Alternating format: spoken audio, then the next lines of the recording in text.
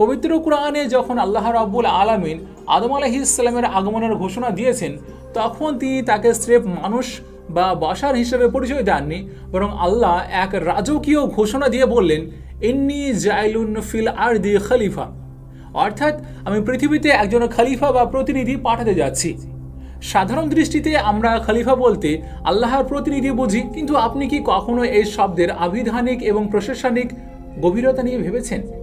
আরবি ব্যাকরণ অনুযায়ী খলিফা শব্দের মূল ধাতু বা রুট হলো খ লাম ফা, যার অর্থ হলো এমন কেউ যিনি কারোর পরে আসেন বা কারোর স্থলাভিষিক্ত হন।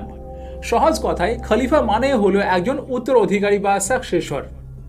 এখন আমার প্রশ্ন হলো, যদি আদম আলাইহিস সালাম এই পৃথিবীর প্রথম সৃষ্টি হতেন এবং তার আগে পৃথিবীর প্রাণের কোনো অস্তিত্ব না থাকতো, তবে তিনি কার উত্তরাধিকারী হলেন? তিনি কার পরে এলেন? উত্তরাধিকার শব্দটির অস্তিত্বই তো তখনই সম্ভব যখন আগে থেকে কোনো ব্যবস্থা বা কোনো সত্তা বিদ্যমান থাকে।